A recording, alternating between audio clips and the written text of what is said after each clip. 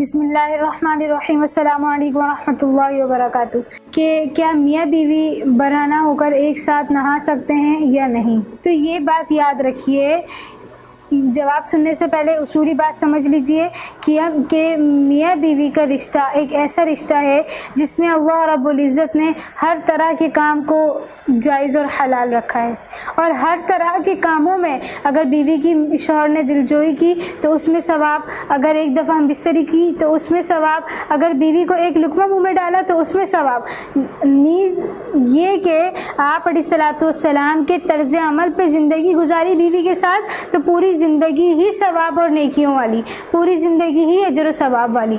ویسے اللہ رب العزت با حیا ہیں، اللہ رب العزت حیا والے ہیں، اور اللہ رب العزت حیا کو پسند فرماتے ہیں، اور جو حیا والا بندہ ہو اس کو اللہ رب العزت بہت زیادہ محبوب رکھتے ہیں۔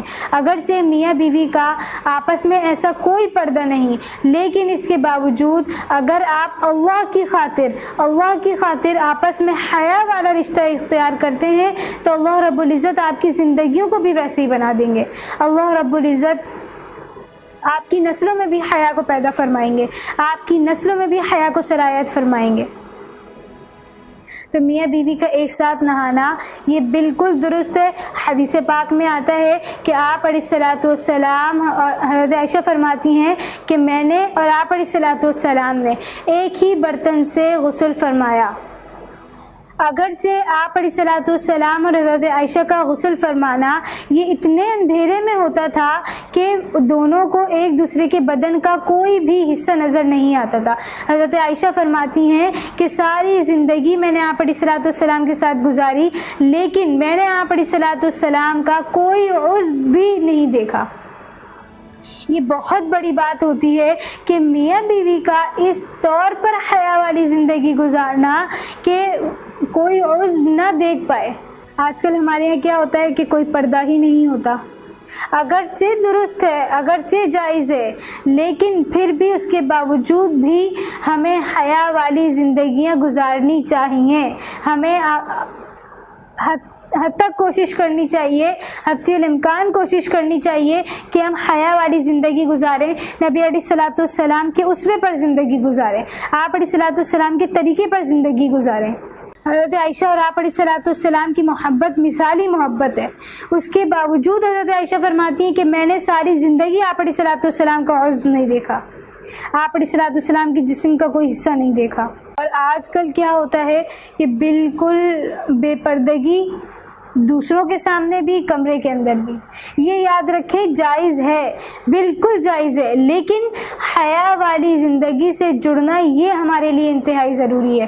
آج کل جو بے پردگی ہماری رگوں میں سرایت کر گئی ہے، جو ہماری نسلوں میں پروان چڑھ رہی ہے بے پردگی، یہ سارا اسی بنا پر ہے۔ علماء فرماتے ہیں کہ جو میاں بیوی جس حالت میں ہوتے ہیں ہم بستری کے وقت، اولاد میں اس کا سب سے زیادہ اثر ہوتا ہے، کیونکہ نہیں پتہ چلتا کس نطفے سے بچہ ٹھہرا ہے، اور اس وقت جو حالت، جو کیفیت ماں باپ کی ہوتی ہے بچے میں، وہی اگر ماں باپ کی حرکات نورانیت والی ہیں، نورانی ہیں، برکاتی ہیں، تو بچے کے رگوں پہ میں وہی سرایت کرے گی۔ اگر ماں باپ شیطان کے وسوسے میں آ کے غلط کام کر رہے ہیں، جو یعنی ہم بستری اس طور پہ کر رہے ہیں جو سنت والا عمل نہیں ہے، تو بچے میں بھی وہی سب کچھ آئے گا۔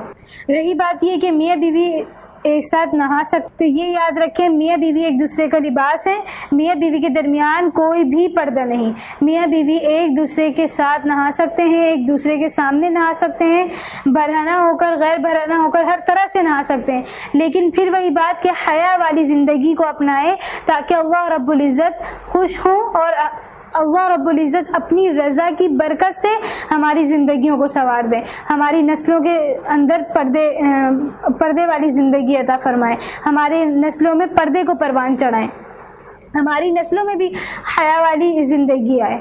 اللہ رب العزت مجھے اور آپ کو حیا والی زندگی گزارنے کی توفیق عطا فرمائے۔ اسی طرح کے مسائل دینی ہوں، دنیاوی ہوں، آپ کمنٹ کے ذریعے ہم سے پوچھ سکتے ہیں، ہم کوشش کریں گے جلد از جلد آپ کو اس کا جواب دے سکیں۔ السلام علیکم ورحمۃ اللہ وبرکاتہ۔